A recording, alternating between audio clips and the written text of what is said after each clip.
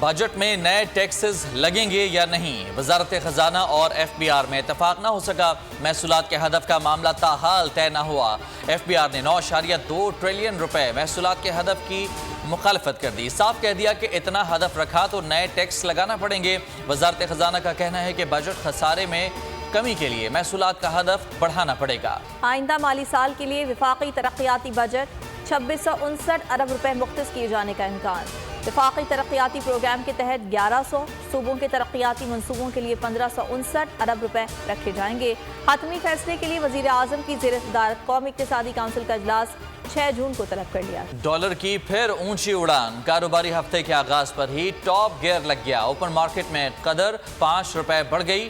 Dollar فی نرخ 305 روپے تک جا پہنچا۔ ملکی سیاسی صورتحال پر غور۔ وزیر اعظم شہباز شریف اور مولانا فضل الرحمان نے سر جوڑ لیے۔ ملکی مجموعی سیاسی امن و امان سمیت معاشی صورتحال اور وفاقی بجٹ پر مشاورت۔ پی ڈی ایم سربراہ اہم تجاویز لے آئے۔ ملاقات میں لاہے عمل پر غور۔ پی ڈی ایم کا سربراہی اجلاس بلائے جانے کا امکان۔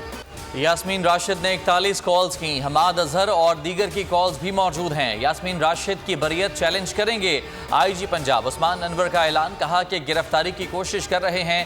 ایک کال کا ڈیٹا موجود ہے۔ حملے منصوبہ بندی کے تحت کیے گئے۔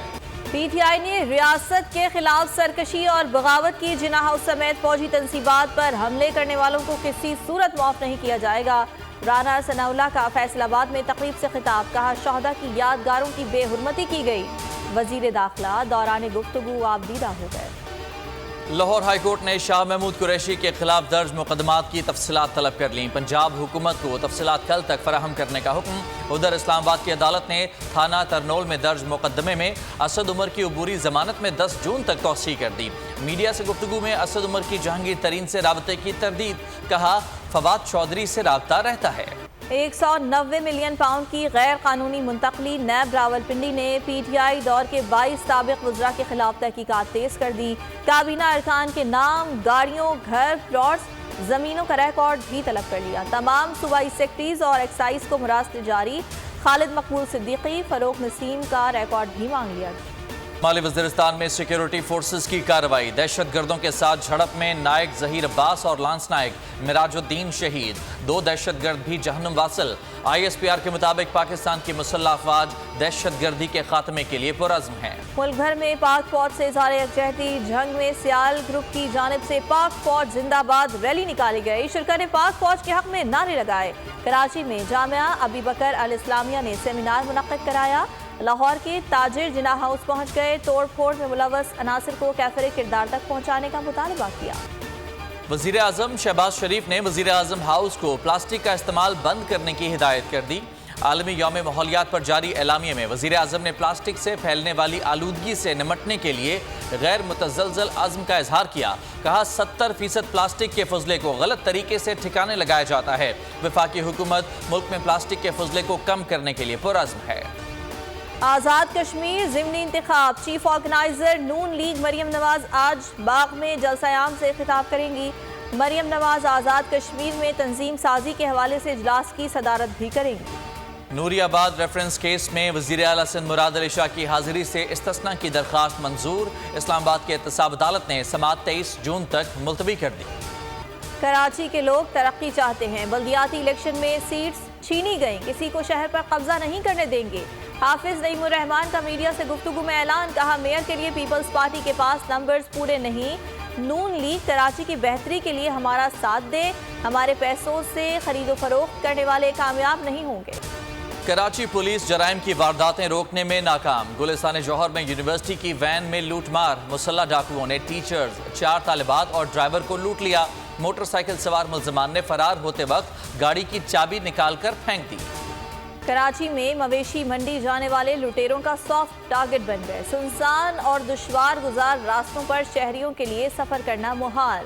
معروف کمیڈین ولی شیخ بھی ڈاکوؤں کے ہتھے چل گئے۔ کراچی کے شہریوں کو لوٹنے کا نیا انداز۔ مویشی منڈی اور شہر میں آنے والے جانوروں پر نیا ٹیکس لاگو کر دیا گیا۔ نوری آباد ناکے پر صحت کی جانچ کے نام پر 300 روپے فی کس وصولی جاری۔ ناک کے نیچے ہوتی بھتہ خوری سے سندھ سرکار لا علم۔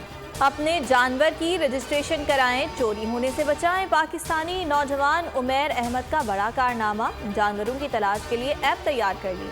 उमैर अहमद बने दुनिया बोल है में मेहमान, बताया ऐप से मुख्तलिफ जानवरों की शनाख्त और उनकी तस्दीक मुमकिन होगी। पेशावर बीआरटी को बंदिश से बचाने के लिए सूबाई हुकूमत सरगर्म, महकमा ट्रांसपोर्ट ने बकायाजात की अदायगी यकीन दहानी करा दी। निगरां वजीर ट्रांसपोर्ट शाहिद खटक कहते हैं मामले के हल के लिए कोशा हैं, ऑपरेटिंग कंपनी को कल तक अदायगियां कर देंगे। मुल्क के मुख्तलिफ शहरों में बारिशों का सिलसिला थम गया। गर्म हवाओं ने मैदानी इलाकों को लपेट में ले लिया। कराची में गर्मी और हब्स की शिद्दत बरकरार, शहर में आज भी पारा 36 डिग्री तक जाने का इम्कान। अंदरून सिंध और बलूचिस्तान में भी फिर गर्मी का जोर बढ़ने लगा। महकमा मौसमियात की आज जनूबी पंजाब, शुमाल मशरकी बलूचिस्तान, बालाई खैबर पख्तूनख्वा और कश्मीर में तेज हवाओं और गरज चमक के साथ बारिश की पेशगोई।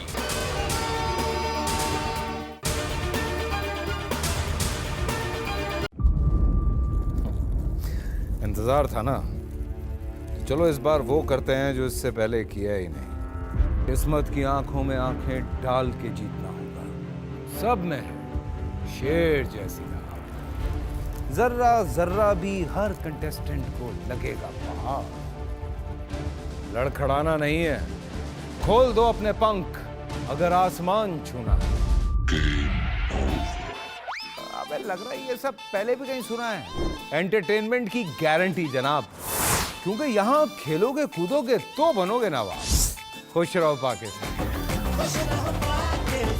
खुश रहो पाकिस्तान, बुध और जुमेरात शाम 7 बजे सिर्फ बोल एंटरटेनमेंट पर। सब्सक्राइब करें और बेल दबाएं ताकि कोई खबर रह न जाए।